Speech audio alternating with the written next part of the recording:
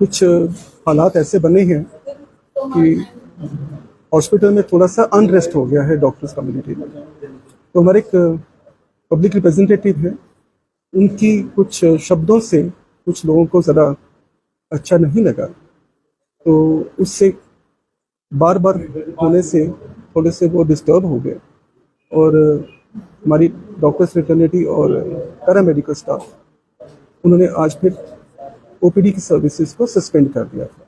सिर्फ ओपीडी की सर्विसेज, बाकी सर्जरीज, एमरजेंसी वगैरह सब कुछ डील हो रही हैं और हमारी उनसे बात चल रही है और उनकी जो ग्रीवेंसेस हैं वो हमने ले ली है उनसे और उनको एप्रोप्रिएट क्वार्टर्स तक हम पहुंचा देंगे। जो हमारी ड्यूटी बनती है एक प्रोसीजर के तहत, उनकी जो भी ग्रीवेंसेस हैं हमने भी सुनी है। पिछले 1.5 घंटे से हम लोग इकट्ठे ही बैठे हैं, तो जो जो उनकी जेन्युइन ग्रीवेंसेस लग रही हैं वो हमने उनसे ले ली है और जो अंडर रूल्स है हम आगे प्रोसेस करेंगे। हायर एडमिनिस्ट्रेशन कितना सीरियस है इस चीज को लेकर? डाउट अभी पीजी जो स्टूडेंट्स है वो भाग रहे हैं, जूनियर लेक्चरर से कह रहे हैं कि हम छोड़ के जा रहे हैं, हम अदर स्टेट से यहाँ पर आए हुए हैं, वो कितना सेफ महसूस करें? क्योंकि आपकी सिक्योरिटी पर उन्होंने खुद सवाल उठाए, वही सिक्योरिटी वाले होते हैं।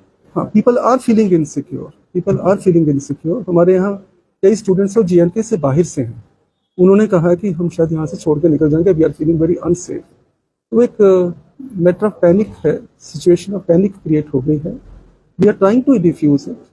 तो हमारे जो प्रोमिनेंट सिटीजन है जिनके उनका अपना काम करने का तरीका है, हम उसके अगेंस्ट नहीं बोल रहे हैं, कुछ उनकी भी कुछ प्रिविलेजेस हैं, मगर कई बार क्लैशेस हो जाते हैं वर्ड्स के। आफ्टर जो काम कर रहे हैं लोग, जो काम करने वाले लोग हैं, वो भी उतने ही हर्ट होते हैं और हर कोई गलत नहीं होता।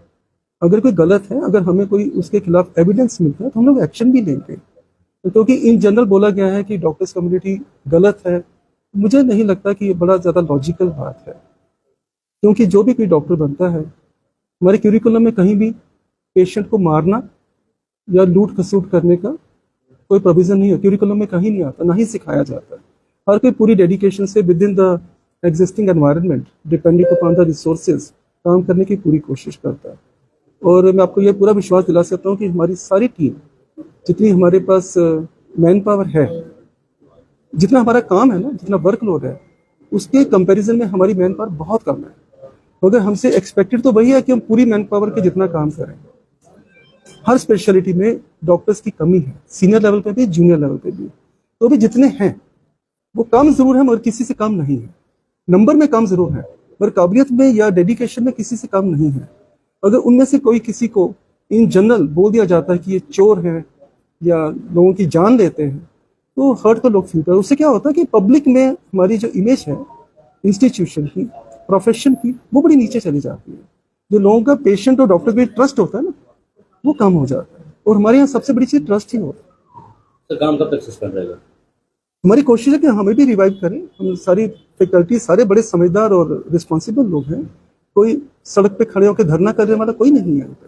उन्होंने एक पीसफुल प्रोटेस्ट किया है, मुझे इन्वॉल्व किया है कि मेरे खिलाफ ही प्रोटेस्ट है बेसिकली, तो कि मैं उनके लिए हालात सुधारने की कोशिश करूं। तो क्या इसमें हायर एडमिनिस्ट्रेशन की आपको कोई बातचीत हुई है, ऑनरेबल लेफ्टिनेंट गवर्नर या सीएम? नहीं, उनके साथ तो नहीं हुई, और जो उनकी ग्रीवेंसेज है वो मैं उन तक जरूर पहुंचा दूंगा। बाकी अगर परफॉर्मेंस की बात करें हमारे इंस्टीट्यूशन की, ये मेडिकल कॉलेज 6 साल पहले ही बना। यही लोग जो पेशेंट्स को ट्रीट करते हैं, यही मेडिकल स्टूडेंट्स को भी टीच करते हैं इन्हीं वर्किंग आवर्स में। इन्हों तक खाली पेशेंट ट्रीट करने का ही काम नहीं है, स्टूडेंट्स को पढ़ाना भी है, जो उनकी प्राइमरी ड्यूटी है। और पिछले 6 साल की जो मेहनत है, चाहे लोग बहुत कम है नंबर में, मैंने कहा ना नंबर में कम है, मगर किसी से कम नहीं है काबिलियत में। हमारे कॉलेज के स्टूडेंट्स जम्मू यूनिवर्सिटी में टॉप कर रहे हैं। जितने भी सर मेडिकल कॉलेजेस हैं जम्मू डिवीजन में, हमारे स्टूडेंट्स ही फर्स्ट आ रहे हैं। तो वो किनके कारण आ रहे हैं? इन्हीं डॉक्टर्स के कारण, जो यहाँ भी काम करते हैं और उनको पढ़ाते भी हैं। उनकी डेडिकेशन वहां से भी प्रूव होती है। तो हम हर किसी को ये नहीं कह सकते कि चोर है। बाकी रही प्राइवेट प्रैक्टिस की बात, private practice after the duty hours permitted है। और वहां पे कोई पेशेंट देखता है, उसके बाद पेशेंट की चॉइस होती है, चाहे वहां जाए या नहीं, कोई इसको बुलाने नहीं चाह रहा। अगर कोई ऐसा केस है, अगर किसी को लगता है कि कोई वर्किंग आवर्स में प्राइवेट प्रैक्टिस कर रहा है या कोई जबरदस्ती यहाँ से पेशेंट को अपने क्लिनिक में ले जा रहा है, हमें एविडेंस दीजिए, हम एक्शन लेंगे। ये सारी चीजें आपके सामने है कि फाइल पे जिस डॉक्टर का नाम लिखा जाता है वो हफ्ते में एक दिन उसको देखने आता है। जूनियर रेजिडेंट्स काम करते हैं, जूनियर रेजिडेंट वाकई में काम करते हैं कि जो सीनियर डॉक्टर उसका सिर्फ फाइल में नाम देता है, वो कभी अंदर जाता ही नहीं। और ये कल मेरे साथ ये चीज हुई है कि एक डॉक्टर का नाम फाइल पे लिखा गया, वो डॉक्टर अवेलेबल उन्होंने देखा तक नहीं, बाकी डॉक्टर्स के नहीं, वो हेड ऑफ यूनिट का नाम हो गया ना। देखिए क्या होता है, यूनिट होता है, खाली एक डॉक्टर नहीं होता उसमें, उनके साथ उनके कलीग्स हैं, रेजिडेंट्स हैं, सीनियर रेजिडेंट, वो टीम के हेड का नाम लिखा जाता है और उन्हीं के सुपरविजन में सब कुछ हो रहा होता है। वो सारे केसेस उनके साथ वो डिस्कस होते हैं, राउंड के टाइम सब देखा जाता है। वो यूनिट हेड का नाम होता है, कंसल्टेंट इंचार्ज का नाम होता है, वो फाइल पर रहेगा। पर ये नहीं एक्सपेक्ट कि वो एक एक पेशेंट के पास वही जाएगा, उसकी जो टीम है पूरी टीम देख रही होती है, रिस्पॉन्सिबल वो होता है और कोई अकाउंटेबिलिटी तो उसकी आती है। तो there should be clarity of the thought. की भी बात की कि हाँ, 70 लाख की जो है यहाँ पर 1 करोड़ की यहाँ पर कौन सी मशीन है? उन्होंने लाइव में अपने जिक्र भी की। हाँ, इनफैक्ट मैंने देखा नहीं उसमें कौन सी मशीन का नाम लिया गया, क्या कहा गया उसके बारे में? इसमें उन्होंने कहा कि 70 लाख की एक मशीन है और 1 करोड़ की मशीन है और वो जी। बिल्कुल फंक्शनिंग नहीं है, कोई भी इसे यूज करने वाला नहीं है।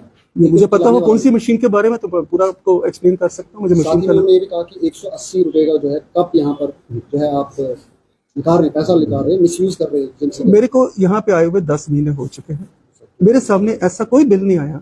तो वैसे भी हमने कौन से बिल निकालने हैं? प्रिंसिपल को लिखा हुआ है। हाँ, प्रिंसिपल मैं ही हूँ। नहीं, जो ऊपर है डायरेक्टरेट लिखा हुआ, डायरेक्टर प्रिंसिपल को लिखा हुआ है। किसको? डायरेक्टरेट के डायरेक्टेड? हाँ, प्रिंसिपल सेक्रेटरी को लिखा हुआ है हाँ, जी। कि जो 180 का कप है वो जो है लिया जाए।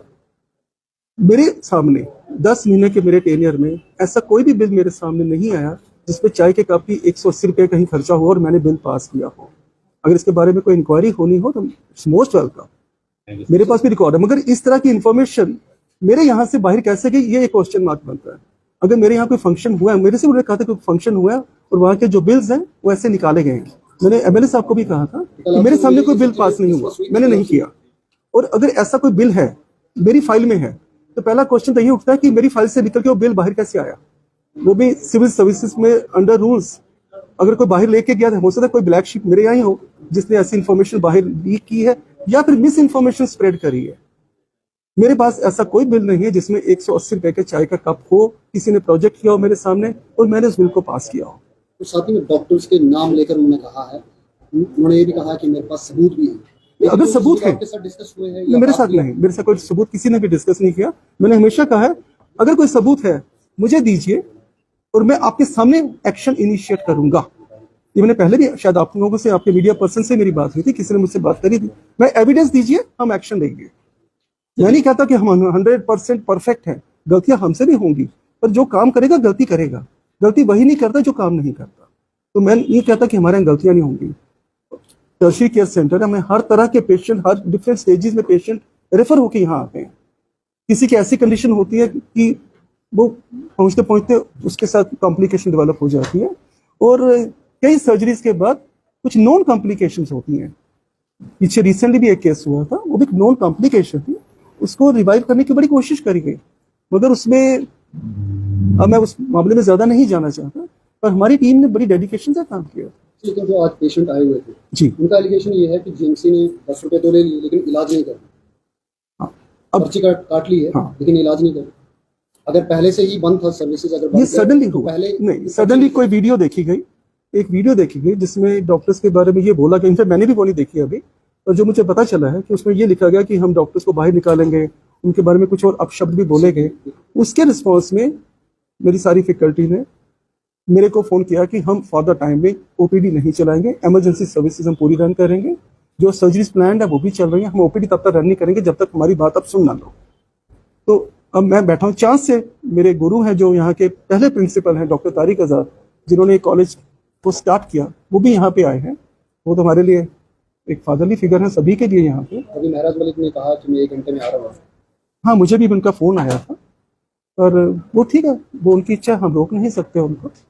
आप चाहते हैं कि बातचीत हो? अल्टीमेटली कौन चाहता है कि झगड़ा चलता रहे? कौन चाहता है झगड़ा चलता जिन रहे? डॉक्टर्स पे एलिगेशंस लगाए गए हैं उस केस को कैसे आप देखते हैं और उस पे जो है हायर अथॉरिटीज क्या इंक्वायर करेगी?